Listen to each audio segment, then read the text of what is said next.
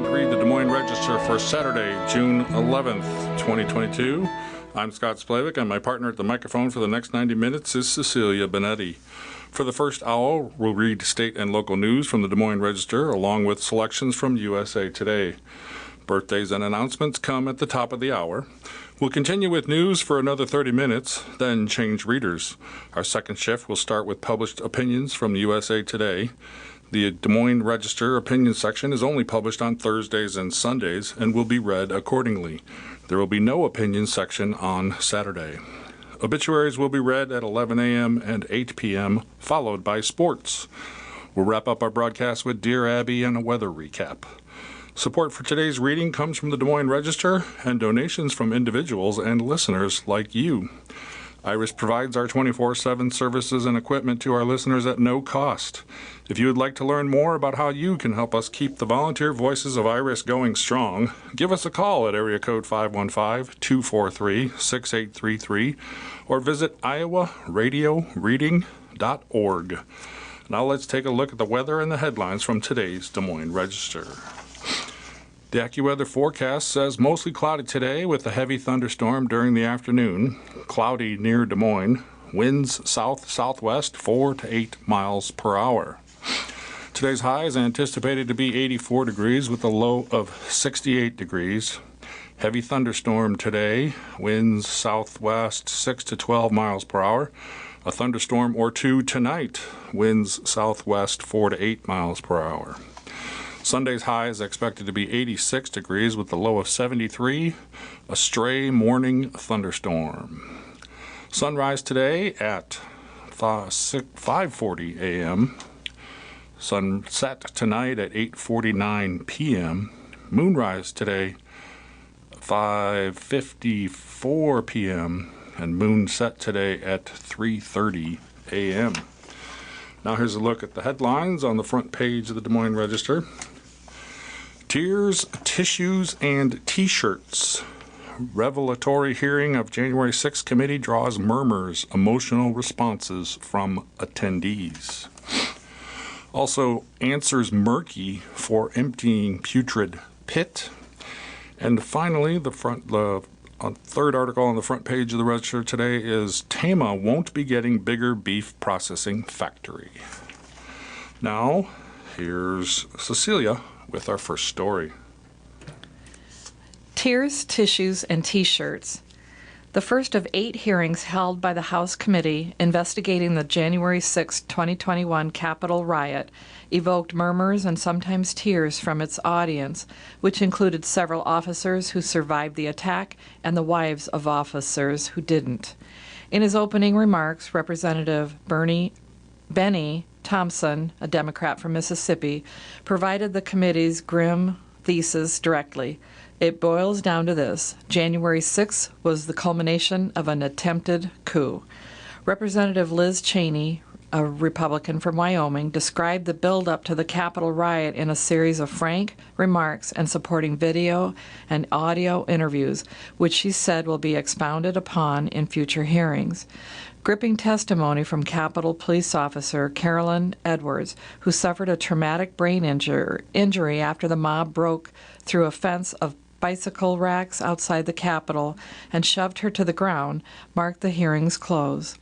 Often stifled by emotion, Edwards recalled navigating a war zone that day, slipping on the blood of fellow officers and catching officers as they fell while the rioters stormed the Capitol. "I can't even describe what I saw," she said. The House panel solemnly filed into the hearing room Thursday evening, taking their seats in silence as the hearing started.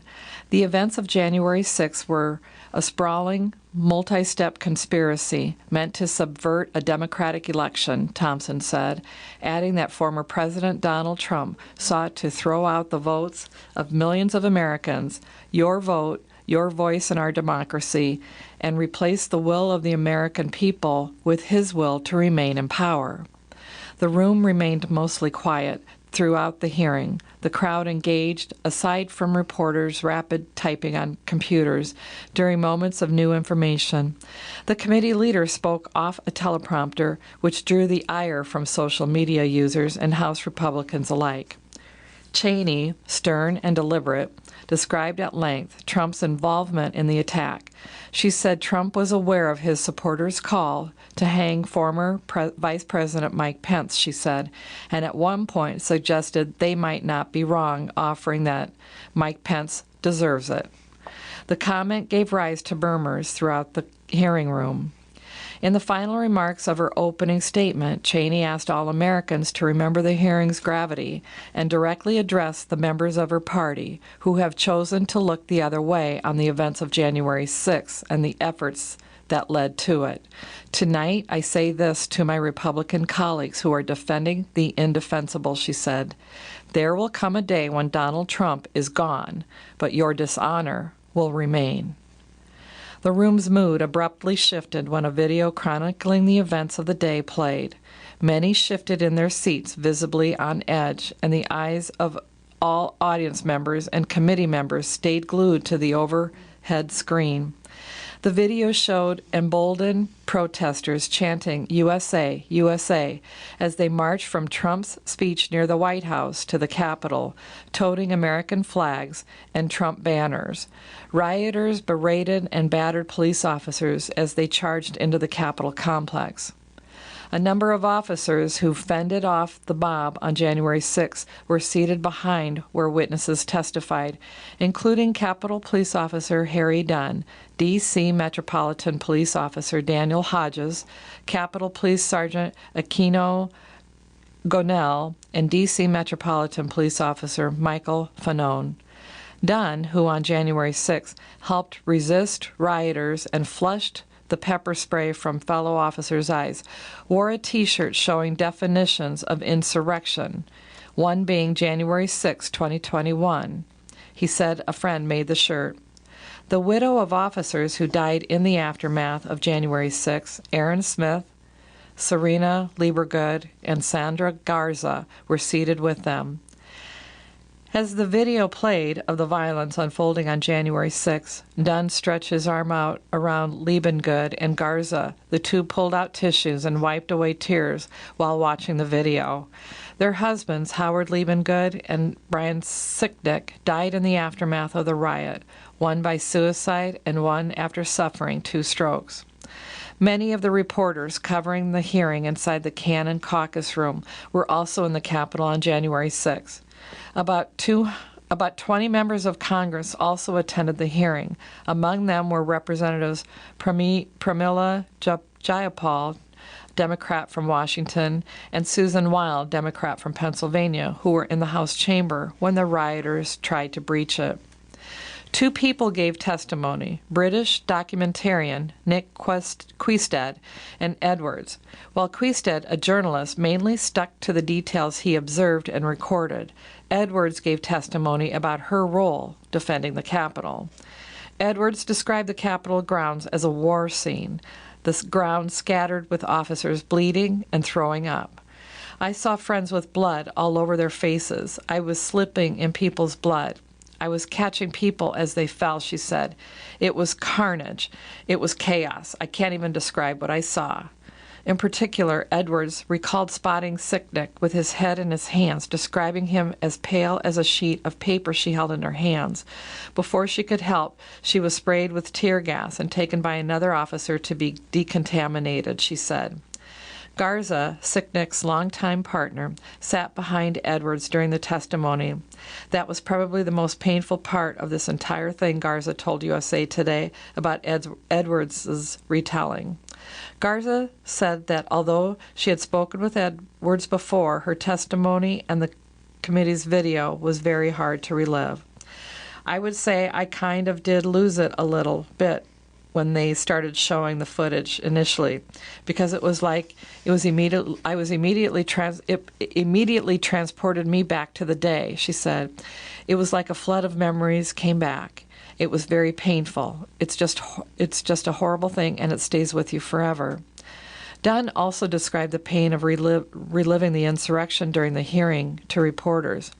It was very emotional to come back to that day and just seeing the pain that every anybody else is feeling. It's palpable, and I just felt it, and it's rough, Dunn said. We had to protect these people regardless of what they did. It's part of our job to not take any sides.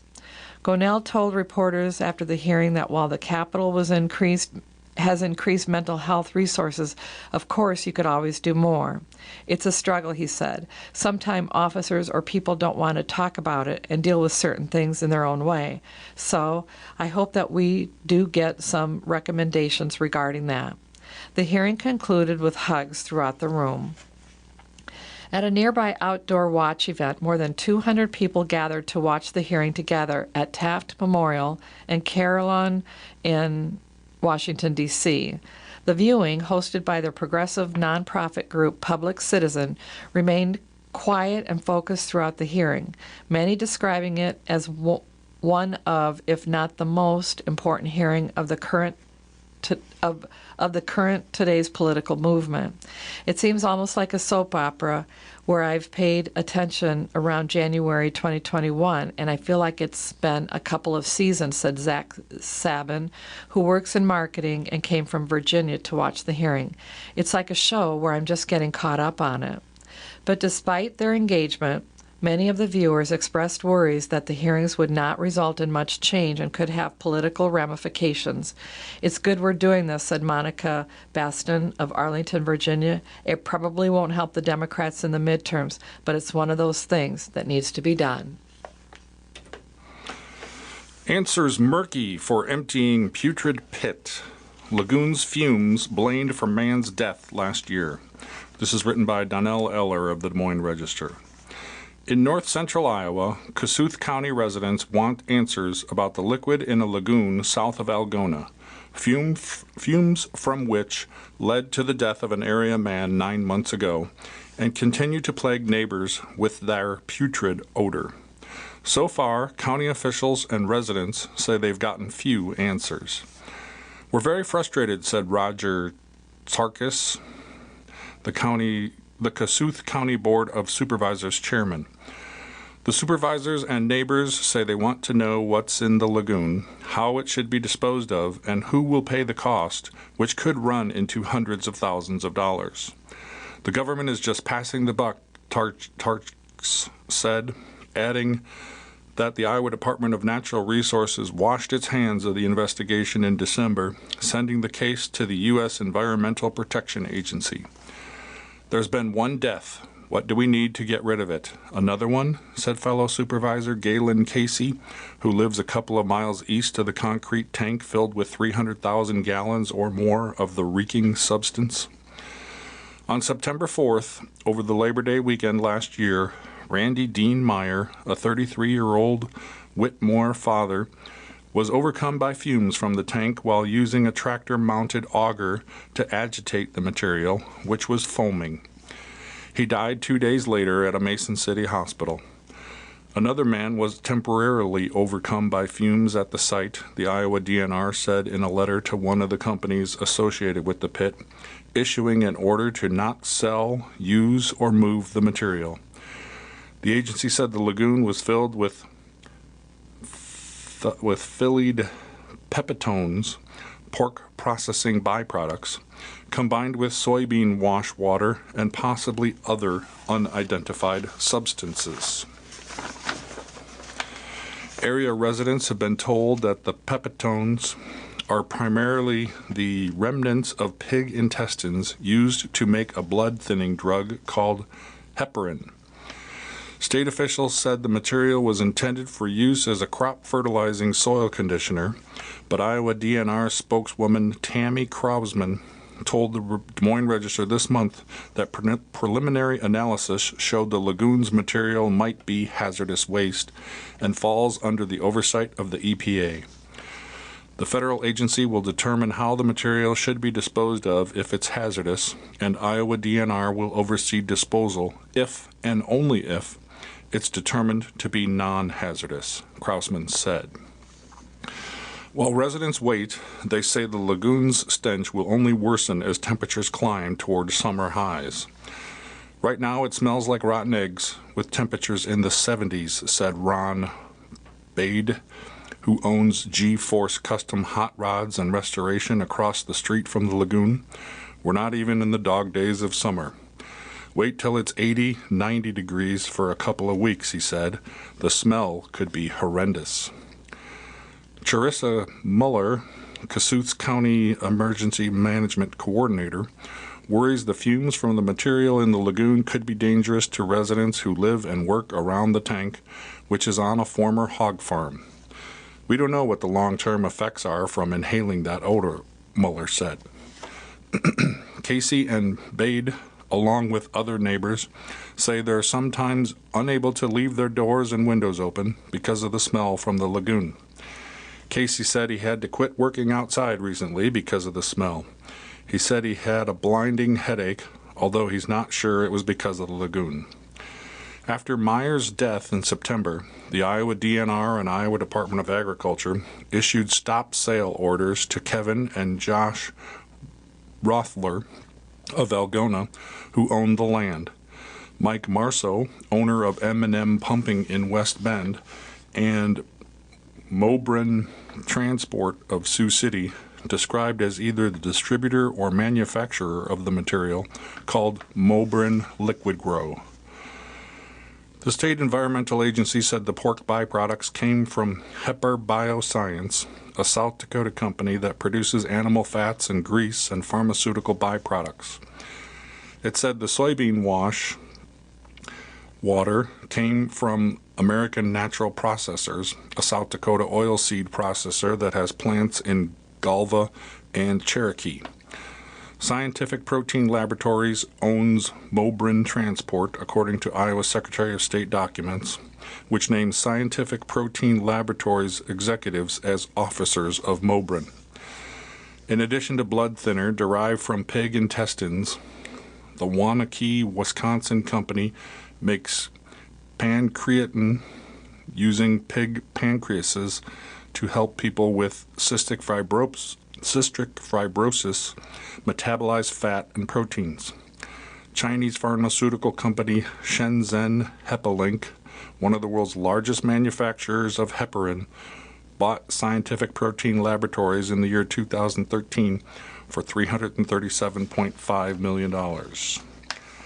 Tarks, the Cassuth County supervisor, said the EPA sent 2 investigators to Algona in the last month after the 5-member board pushed the federal agency to take action. Ben Washburn, a spokesman for EPA Region 7, headquartered in Kansas City, Kansas suburb, said a party tied to the material is contracting with a company to sample it to determine whether it's solid waste or hazardous waste. EPA will review the results and work with state and local authorities to determine how the material can be properly managed. EPA is in contact with all relevant parties, each of which is cooperating, Washburn said in an email. The regional office oversees Iowa, Kansas, Missouri, and Nebraska. The EPA, in a letter to Rothler and M&M Pumping, said they should post signs near the tank warning of the potential hazard to human health. It also said it could seek penalties if any environmental laws have been broken. Tarks said the EPA has indicated it needs additional samples from the lagoon, testing the materials at different depths. Although inconclusive, some past tests show the material could be flammable, he said. Someone needs to make a determination on how it needs to be disposed of, Tarks said, and who has to pay for it. Those negotiations could drag out how long it takes for the material to be removed. Tarks, Casey, and Bade say federal and state agencies have had enough time to sort out what's in the lagoon and develop a plan outlining how it should be removed. This community deserves an explanation, Bade said. Tama won't be getting bigger beef processing factory. A major beef processor has halted its eastern Iowa expansion. Blaming increased construction costs, Iowa Premium spokesperson Marcy Johnson said Thursday that the company has indefinitely paused building a new factory in Tama. She said the company will decide whether to resume the project later and will continue operating its current factory in town where 830 employees work. We thank the city, county, and state leadership, our Iowa cattle suppliers, and the Tama community for their enthusiastic support for the project, Johnson said. We will continue to invest in our employees, our existing Iowa Premium production facility, and this community. Iowa Premium announced plans in March 2021 to replace its current factory with a bigger plant. In a filing with the state, the company disclosed that it would hire 400 workers there by the end of 2024, bringing its total employment to more than 1,200. The larger factory would double the company's production capacity in Tama to 13,500 head a week. The news was a promising sign for a county of about 17,000. The expansion also was welcome news for Iowa's cattle producers who have complained that buyers in the concentrated beef packing industry aren't paying enough for their livestock. The Iowa Economic Development Authority awarded Iowa Premium up to $14 million in tax incentives in December. The city of Tama planned to give Iowa Premium a 3-year property tax abatement, according to the IEDA. At the time, Iowa Premium disclosed that it planned to spend $562 million on the project, including $230 million on construction and $293 million on machines. The company said in December it planned to start construction this spring. When he voted to approve the incentives in December, then IEDA board member Chris Murray said the new factory could boost the small community of Tama, which is halfway between Ames and Cedar Rapids and has a population of about 3,000 people. Neighboring Toledo has about 2,400 people. It's going to potentially drive workforce, housing, and other economic development in those communities, he said. Companies do not receive the state's tax incentives until they hit certain targets, such as spending amounts and hiring increases. IEDA spokesperson Stacy Hupp Ballard said Thursday that Iowa Premium never signed the incentive contract with the state and has not received any public money. Tama County Economic Development Director Catherine Olendeek said in an email Thursday that community leaders are still working to improve the area in case the company eventually builds a bigger factory. Iowa Premium is a valuable part of our business and industry community, Olendeek said. We plan to continue efforts to provide more affordable housing options for local workers, build the main streets in Tama and Toledo stronger, and provide any support we can to help Iowa Premium move forward in the future. Iowa State University economist Lee Schultz said that there is plenty of room for more beef slaughtering facilities in the area. In a 2017 report, he wrote that farmers in the state send about 6,800 head of cattle to processors outside of the state every day. The 3 biggest Iowa beef packing plants slaughtered about a quarter of that amount every day. Increasing construction prices have recently upended major projects in other parts of the state. Citing increased prices for steel and concrete, as well as challenges figuring out when suppliers could give them materials, the developers behind Des Moines' planned pro soccer stadium on Monday announced a delay at least a year. Moving on to the Metro and Iowa section, we have our headlines on that front page of that section include utility activates nitrate removal plant, Mi Casa Your Casa 2.0, the story behind the tiny homes in Iowa City's new art installation. DMPS aims to retain bus drivers, and Ironman Triathlon returns to Des Moines Metro on Sunday. I'll start with the top story. Utility activates nitrate removal plant. The facility hadn't been used since the year 2017. This is written by Donnell Eller of the Des Moines Register. Spiking nitrate levels in the Des Moines and Raccoon Rivers have prompted Des Moines Waterworks to fire up its nitrate removal plant for the first time in 5 years. The plant ensures water is safe to drink for the Waterworks' 600,000 customers. The utility said Thursday it had been able to avoid using its 30-year-old nitrate removal facility since the year 2017 because the weather had been dry. That has changed this spring, with the National Weather Service recording almost 12 inches of rain in Des Moines since the beginning of March. Frequent rainfall drains from fertilized corn and soybean fields into the rivers, carrying nitrates to the waterworks intakes. Des Moines Waterworks says nitrate levels in its raw water, coming primarily from the Des Moines and Raccoon Rivers, has pushed over 9 milligrams per liter, nearing the federal limit of 10 milligrams in drinking water. Ted Corrigan, Des Moines Waterworks CEO, said the utility had used various tools such as blending water from the different sources that include wells to avoid using the nitrate removal plant, which can cost up to $10,000 a day to run. But it decided to activate the plant Tuesday. We are at that point where we are monitoring the nitrate levels closely, and it is an hour-by-hour decision on which sources of water to use and how to blend the water source in order to reduce nitrate levels, said Corrigan in a statement. The utility said the nitrate removal facility captures the nitrate ions in the water in a process similar to how a home water softener removes calcium and magnesium ions. The nitrate is diverted to the Des Moines Metropolitan Wastewater Reclamation Authority for treatment. While we are able to do the work downstream to remove nitrate to comply with drinking water standards, there is a financial cost to our ratepayers to do so, Corrigan said. The real solution is upstream. The landowners there are the solution holders.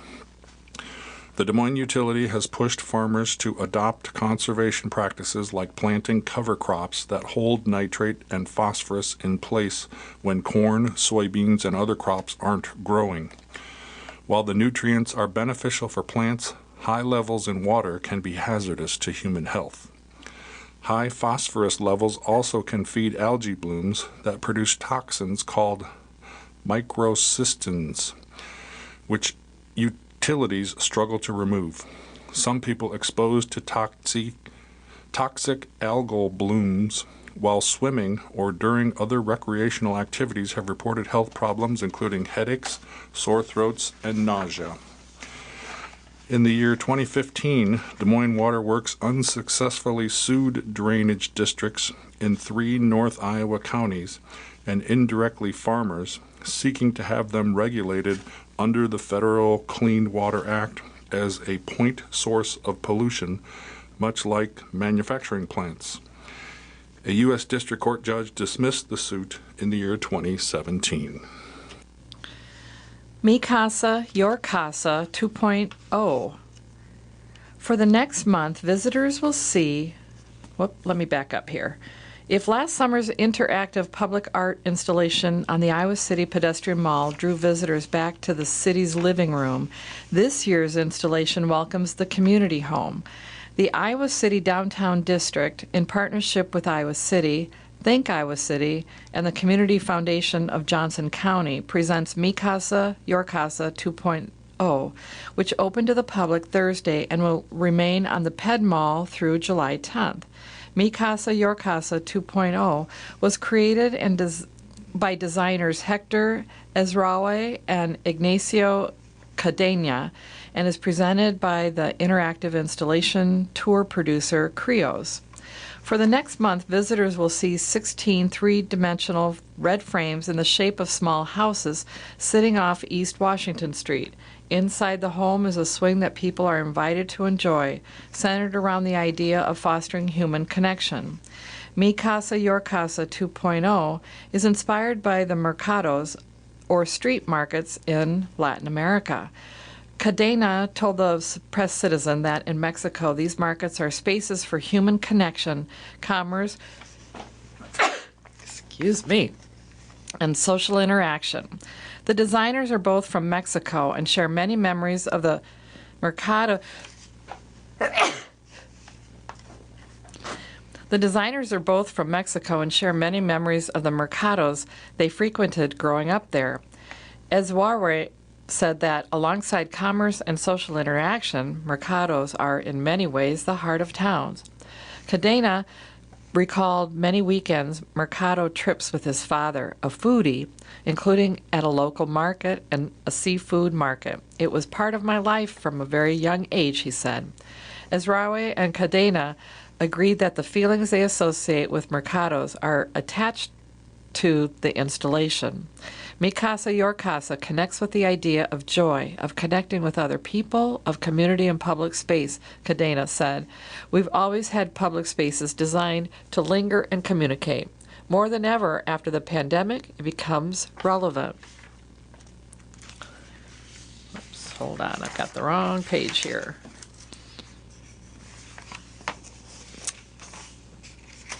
Sorry about that. The public art installation originated as part of a 2-year initiative to activate the Carol Slater Siffy Piazza at Woodruff Arts Center in Atlanta, Georgia in 2014, complete with hammocks and art-making workshops facilitated by the High Museum of Art, according to the museum. Cadena said it was amazing. It was an amazing exercise in understanding how design, through an installation like the Casas, had the power to be a bridge between a place and a community. The artists explored how to create a contained space without utilizing walls, Cadena said. What separates Mi Casa, Your Casa 2.0 from its predecessor is light. Serge Maheu, a multidisciplinary artist based in Montreal, is responsible for the lighting and its interactive concept. When a casa is empty, a white glow will emit to welcome people to enter. When someone is inside, the glow will intensify to show someone is home. The light also extends the time to which Mi Casa, Your Casa 2.0 can be experienced, which might otherwise be limited to daylight hours, as Ware said. The downtown district worked with Krios to present last summer's Loop art installation, which allowed visitors to sit inside the artwork and see a story unfold through a series of hand-drawn illustrations. Betsy Porter, Director of Creative Services of the Downtown District, told the Press-Citizen that the Loop installation was great, and this year they wanted to bring something with a different feel. The casas have such a fun element to it, she said. You can spend 2 minutes, you can spend an hour swinging. Everyone has probably done some sort of swinging at some point, either at a playground in your childhood, as an adult, whatever it might be. Swings are very playful and fun, and they engage lots of different audiences. Mi Casa, Your Casa 2.0 isn't the first art installation to come to the Ped Mall that utilizes swings. Artist Hannah Grivler's Prairie Box was a public art installation on the Ped Mall in 2017 that similarly took the shape of a house with an entrance porch and swings that invited the communities to step in and experience. Mi Casa, Your Casa 2.0 has been in cities across the nation, including Boston, Massachusetts, Tucson, Arizona, and Charlotte, North Carolina. We're very grateful with the different cities that have welcomed our work, Cadena said. Ezware said that if you ask someone to draw a shape of a house, most will come up with the outline that the casas in Mi Casa, Your Casa use. The installation reflects mercados in Mexico while representing a wider shared understanding of what a house is, Ezware said. The Community Foundation of Johnson County and Downtown District sought to use this public art installation to develop really productive conversations about a lot of initiatives that are happening in our community around housing, Potter said. In partnership with the Community Foundation of Johnson County, $1 will be donated to the Johnson County Affordable Housing Coalition for any photo of the Mi Casa, Your Casa 2.0 installation that is posted and tagged at Downtown Iowa City, at Downtown Iowa City, and at Mi Casa, Your Casa. All community donations made will be matched by the Community Foundation of Johnson County. Mi Casa, Your Casa 2.0 creates engagement. We're driving people to downtown, but also developing a conversation around housing in our community and doing some fundraising around it, Potter said. DMPS aims to retain bus drivers. Part-timers in district will be offered benefits. This is written by Samantha Hernandez of the Des Moines Register. Des Moines Public Schools plan to offer benefits to part-time bus drivers as part of a pilot program to retain and recruit drivers. Part-time bus drivers will now be eligible for family medical, dental, and vision benefits. Additionally, the program offers disability and life insurance for individual employees. Iowa's largest school district has more than 20 open bus driver positions. The benefits will be in addition to the sign-on bonuses school officials have been offering for the past year. The benefits will be available to current part-time bus drivers. In an environment where bus drivers are in demand and the employment rate is low, we need to become creative to be competitive, said LaShawn Mosley, Des Moines Schools Transportation Director. Des Moines schools and districts across the state were dealing with a shortage of drivers prior to the COVID-19 pandemic.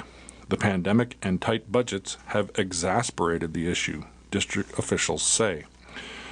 The driver shortage has caused students to have longer wait times and earlier pickup times to allow drivers to cover multiple routes, said Mosley. This led to some students being late for school. Additionally, busing for athletic events and field trips were unavailable during regular school route times, he said. We need children who ride the bus to arrive at school on time and drivers who aren't stressed out getting it done, said Des Moines Public Schools Interim Superintendent Matthew Smith.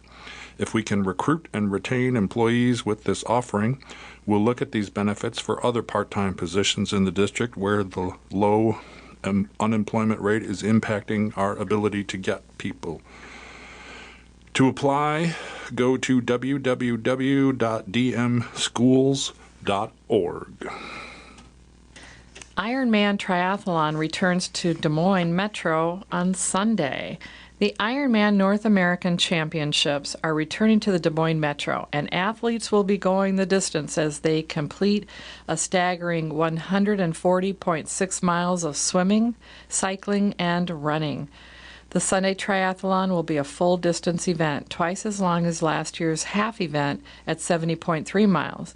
The first Des Moines Ironman was scheduled for 2020, but was delayed to 2021 due to the COVID-19 pandemic. Here's what you need to know about the 2022 Ironman race. Ironman is still seeking medical volunteers such as nurses, EMTs, paramedics, physicians, PAs, nurse practitioners, and record keepers. The shifts will be 3 to 6 hours long in the finish line medical tent. More information about positions and shifts available can be found on the Ironman website under Volunteer. Athlete check-in will run 10 a.m. to 5 p.m. June 9-10 at Coles Common. The Ironman Village, which includes a triathlon store, information tent, and Iron Kids Fun Run sign-up in Coles Commons, will be open 10 a.m. to 5 p.m. June 9-10 and 9 a.m. to 3 p.m. on June 11-12. On Saturday, June 11, we'll offer a practice swim for athletes from 7:30 to 9 a.m. in Grays Lake, and mandatory bike and gear check-in from 10 a.m. to 5 p.m. The Ironman race will officially begin June 12 at 5:30 a.m. for the pro male swim start at 5:37 a.m. for the pro female swim start, and 5:45 a.m. for the age group swim start. After swimming 2.4 miles, the athletes will move on to a 112-mile biking portion before ending the race with a 26.2-mile run. A celebration breakfast will be held at 8 a.m. on Monday, June 13th, followed by the awards ceremony at 9:30 a.m. in Coles Commons. The full schedule of events, times, and locations can be found on the Ironman website. The Iron Kids Fun Run will take place at 10 a.m. on Saturday, June 11 at Principal Park. Kids ages 1 to 17 are invited to participate. The Toddler Dot Trot will be a short track for children ages 1 to 3. Kids ages 3 to 8 can sign up for a half mile, and ages 5 to 17 can sign up to run a full mile. The Iron Kids Fun Run offers young athletes the opportunity to feel the excitement of competition while enjoying the outdoors and promoting healthy living, according to the website. Parents can register their kids for the Iron Kids Fun Run through the Ironman website. On June 12, 10 buses will shuttle both athletes and spectators from Coles Common to Waterworks Park from 3:30 to 5:30 a.m. For spectators and athletes parking in the Bell Avenue parking lot near Bell Avenue and Fleur Drive, 5 buses will run from Bell Avenue parking lot to Waterworks Park from 3:30 to 5:30 a.m. on the race day. From 9 a.m. to noon, 4 shuttles will run from Waterworks Park to the Bell Avenue parking lot and then to Coles Common. For parking maps and more information, visit catchdesmoines.com. For race course maps, head online to ironman.com/IamDesMoines Road closures on Ironman race weekend. Several roads will be closed for part or all day June 12 to allow athletes to safely compete in Ironman. The following roads will be closed for the biking portion of the event. Fleur Drive between Bell Avenue and MLK, 4 a.m. to 10 p.m. George Flagg Parkway between Southwest 30th and Park Avenue, 6 a.m. to 6 p.m. Park Avenue between George Flagg Parkway and Highway 28 will be closed 6 a.m. to 6 p.m. Highway 28 between Railroad Avenue and Army Post Road, 6 a.m. to 6 p.m. Veterans Parkway between Highway 28 and Grand Prairie Parkway, 6 a.m. to noon. Grand Prairie Parkway between Veterans Parkway and Raccoon River Road, 6 a.m. to noon. Raccoon River Road between West 88th Street and I-80 Overpass, 6 a.m. to 2 p.m. The following roads and trails will be closed June 12 for the running portion of the triathlon. Crudenier Trail, the entire loop around Grays Lake, 9 a.m. to midnight. Meredith Trail between Grays Lake and Mullets, 9 a.m. to midnight. Fleur Drive between Bell Avenue and MLK, 9 a.m. to midnight. And Locust Street between Fleur and 5th, 9 to midnight. 5th Street between Locust Street and Cherry Street, 9 a.m. to midnight. Court Avenue between 3rd Street and 5th Street, 9 a.m. to midnight. And Walnut Street between 3rd Street and 4th Street, 9 a.m. to midnight. VIP packages are available for purchase on the Ironman website for supporters who want a front row VIP experience watching the race. However, for fans on a budget, some free spots around the metro will have a view of parts of the race. The Grays Lake Bridge at 2101 Fleur Drive will provide the perfect bird's eye view for spectators to watch the swimming portion of the event as it takes place in the lake below. To see the athletes transition from swimming to biking, head over to the Lauridsen Amphitheater at Waterworks Park at 2251 George Flagg Parkway. To view the biking portion of the triathlon, Catch Des Moines recommends grabbing a bite to eat at the Chicken in Orilla at 4221 South Orilla Road in West Des Moines as athletes pass by on the Great Western Bike Trail. Athletes will then be biking through Winterset, where spectators can watch from the town square and surrounding businesses. For the running portion of the event, spectators can cool down with a drink on the Exile Brewing Company patio at 1514 Walnut Street while watching the athletes run past. The Papa John Sculpture Park will have one of the best views toward the end of the race, second only to the Polk County Courthouse on Court Avenue, where spectators can watch the finish line as athletes complete the Ironman race. Next up, U.S. Senator Scott, a Republican from South Carolina, praises Governor Reynolds during Iowa visit. This is written by Brianne Pfannenstiel of the Des Moines Register, and the dateline is Cedar Rapids. U.S. Senator Tim Scott called on Republicans to be the party of parents at a sold-out Cedar Rapids event Thursday, praising Iowa Governor Kim Reynolds' push to expand school choice options in the state. Scott, a Republican from South Carolina, said Reynolds' high-profile response to Democratic President Joe Biden's March 1st State of the Union address hit the ball out of the park by focusing on the future of this country. She's not talking in election cycles, Scott said. Kim Reynolds is talking in generations. She's talking about transforming our country, starting here with quality education in every single zip code. I love that. I'm fighting for the same thing. Scott's remarks followed a week in which Reynolds flexed her political clout by campaigning against 4 incumbent Republican legislators who publicly opposed her plan to provide taxpayer-funded scholarships to families seeking to send their kids to private schools. Those 4 incumbents lost their primary bids in Tuesday's election. Like Reynolds, Scott has advocated for giving parents more say over where their children go to school, and he has introduced legislation in Congress to do so. He is among the national politicians drawing speculation about whether they have White House ambitions in 2024. The senator has kept up a regular presence in Iowa over the years, speaking at the Christian Conservative Family Leadership Summit in the year 2019, campaigning with Iowa U.S. Senator Joni Ernst ahead of her 2020 re-election bid, and headlining a 2021 fundraiser for the state party in Davenport. Take us on a little journey of what you're dreaming right now, Republican Party of Iowa Chair Jeff Kaufman asked Scott during a question and answer session Thursday.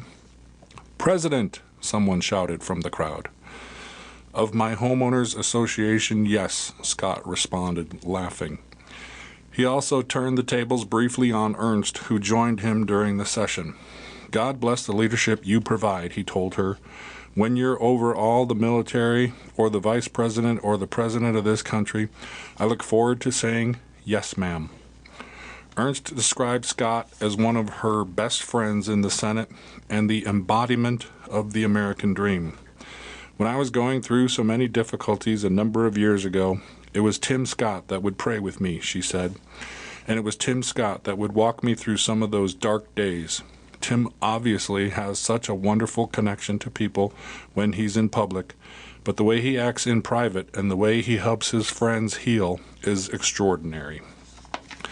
Scott, who is the only black Republican in the Senate, highlighted his biography as a way of decrying the identity politics of the left. His grandfather, he said, picked cotton in the 1920s and lived long enough to watch me pick out a seat in the United States Congress. "One side wants to measure your success and your importance by how much melanin you have in your skin," he said.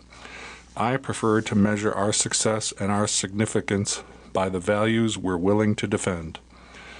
Other Republicans and possible 2024 contenders already have traveled to Iowa this year, including former Vice President Mike Pence and former U.S. Secretary of State Mike Pompeo.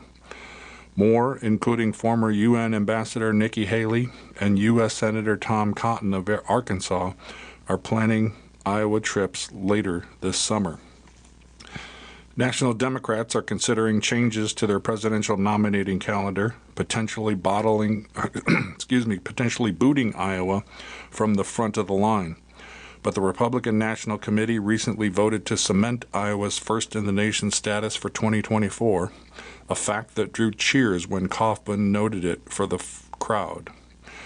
"We're home free, baby," said Iowa RNC committeeman Steve Scheffler. Wade Render, age 73, an Auburnett resident who attended Thursday's event, said he hopes to see more of Scott and other potential Republican contenders as the 2024 caucus cycle advances. "He's down to earth. He's honest. He is what you'd want anybody to be," Render said of Scott. He said he would vote for former Republican President Donald Trump in a heartbeat if he ran, but he worries about whether Trump could appeal to other Republicans who may have written him off. I'll have to see how the field plays out, he said, and maybe somebody like a Scott would be a better one to have as a candidate. Glenwood Resource Center fined $10,000. A 30-year-old resident of the state-run Glenwood Resource Center for Individuals with Disabilities died of acute dehydration after facility staff failed to monitor his fluid intake, state inspectors allege.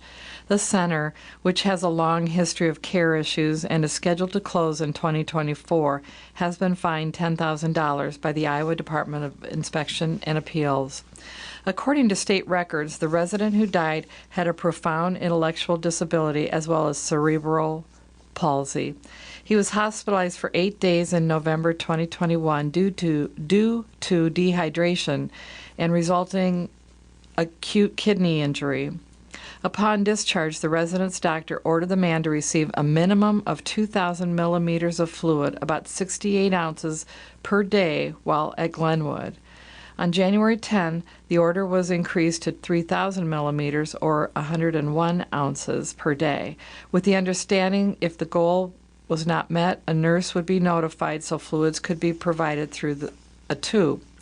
The resident's medical records indicate the resident received less than prescribed 3,000 millimeters on 9 of 15 days in February, with no supplemental fluids provided via tube as planned. On February 16, a worker at the center ordered a set of labs to be taken to evaluate the man for possible acute dehydration, a urinary tract infection, and cardiac arrhythmia, then had the resident taken by ambulance to a hospital. 2 days later, the man died at the hospital after being diagnosed with severe hypertremia, a high concentration of sodium in the blood, and acute kidney failure and a urinary tract infection, all of which can result from acute dehydration. Inspectors determined there was a lack of training at Glenwood to ensure the staff looked to the proper documents to determine a resident's care plan and then followed through on that plan.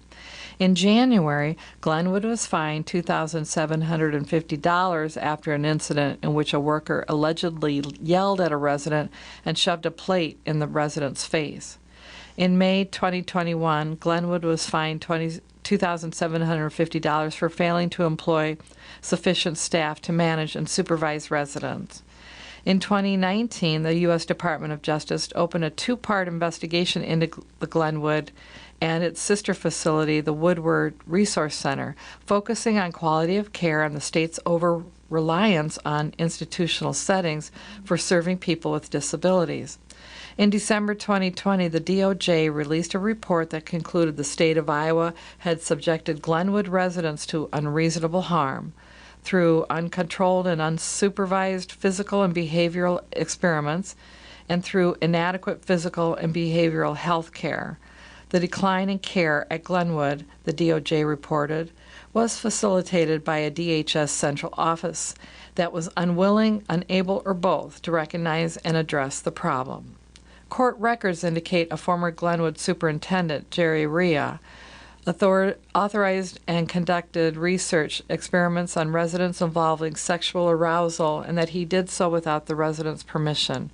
Rhea was fired in late 2019. The records were tied to lawsuits filed by former staffers of both the Iowa Department of Human Services and Glenwood. In April, Governor Kim Reynolds announced plans to close Glenwood in 2024, having concluded that the state cannot meet the DOJ's expectations for resident services. Iowans with intellectual and developmental disabilities deserve quality care that aligns with the expectations of the DOJ, Reynolds said in April. Our best path forward to achieve those standards is closing GRC and reinvesting in a community-based care continuum that offers a broad array of services. Potential storms heat wave ahead for Des Moines. This is written by Grace Altenhofen of the Des Moines Register. Central Iowans should prepare for extreme heat early next week, according to a news release from Polk County Emergency Management. Iowa weather is expected to be hotter than average this summer, and temperatures in the mid-90s Monday and Tuesday will be ideal for taking a dip in one of the Des Moines area pools. Friday brought a cloudy day with a 40% chance of participation and a high temperature near 74 degrees, according to the National Weather Service. On Saturday, the high will rise to 84 degrees with partial sun and a 20% chance of showers and thunderstorms in the afternoon. Sunday will be partly sunny with a 30% chance of showers and thunderstorms before 1 p.m. and a high temperature near 88 degrees. Things will heat up after the storms pass, with Monday and Tuesday predicted to be sunny with a high temperature around 96 degrees. Despite the extreme temperatures, the heat event will likely fall short of breaking record high temperatures. The record for June 13th was 99 degrees and June 14th was 101 degrees, both set in the year 1886. Wednesday will cool off slightly with a 40% chance of showers and a high near 87 degrees. In light of the extreme temperatures, Polk County Emergency Management is reminding Iowans to stay hydrated, take frequent breaks in the shade or indoors, and avoid being outside during the hottest portion of the day from 11 a.m. to 4 p.m. For those planning to be outdoors in the hot weather, monitor for signs of heat exhaustion or heat stroke, such as clammy skin, nausea or vomiting, muscle cramps, and headache. During extended days of extreme temperatures, it is a good idea to think about your personal preparedness plans and check on others who may be more vulnerable, said A.J. Mumm, Polk County Emergency Management Director, in the June 10th news release. Central Iowa Shelter and Services and Hope Ministries will provide overnight shelter for those seeking refuge from the heat, and the Des Moines Area Regional Transit will be offering free rides to cooling centers and shelters across Polk County from Saturday morning through Tuesday. Cooling centers are air-conditioned public spaces designated by local authorities where anyone can cool down during hot days. A complete list of cooling centers in the Des Moines metro area and Polk County can be found on the Polk County website. Now I'll read a couple short articles from the Nation and World Watch heading before we celebrate our birthdays. First, from Irwindale, California, Sriracha hot sauce maker halts sales because of chili shortage. Bottles of the popular Sriracha hot sauce could be hard to find on store shelves this summer. California-based Hoi Fong Incorporated told customers in an email earlier this year that it would suspend sales of its famous spicy sauce over the summer due to a shortage of chili peppers. The company said in its April 19th email all orders submitted would be fulfilled after Labor Day. Unfortunately, this is out of our control, and without this essential ingredient, we are unable to produce any of our products, the company said. Next, from Phoenix, bird flu arrives in Southwest after millions of birds die. Arizona officials have confirmed the first case in the Southwest of a bird flu that has led to the deaths of 37 million birds from commercial farms in the central and eastern U.S. The disease was spotted after tests by federal wildlife officials in 3 wild cormorants that had been found dead in a park in the Phoenix suburb of Scottsdale, Arizona. Game and fish officials announced this week. The disease has not yet been found in any domestic birds or in commercial operations, the emergency said. Next, from Tehran, Iran, Venezuela's Maduro visits Iran for political economic talks. Venezuela's President Nicolas Maduro arrived Friday in the Iranian capital of Tehran on a 2-day state visit, the country's state-run media reported. A high-ranking political and economic delegation from Venezuela is accompanying Maduro on the visit, following an invitation from Iran's hardline President Ibrahim Raisi. Maduro is on a Eurasian tour after being rebuffed by Washington, which decided not to invite him to the Summit of the Americas. His stops earlier this week included Algeria and Turkey. And finally, from London, UK judge rejects bid to ground Rwanda deportation flight. A British judge on Friday rejected a bid to ground a flight due to take more than 30 asylum seekers on a one-way trip to Rwanda next week, but gave the migrants permission for a last-minute appeal. The flight leaving Tuesday is the first under a controversial deal between the UK and the East African country. Britain plans to send some migrants who arrive in the UK as stowaways or in small boats to Rwanda, where their asylum claims will be processed. If successful, they will stay in the African country.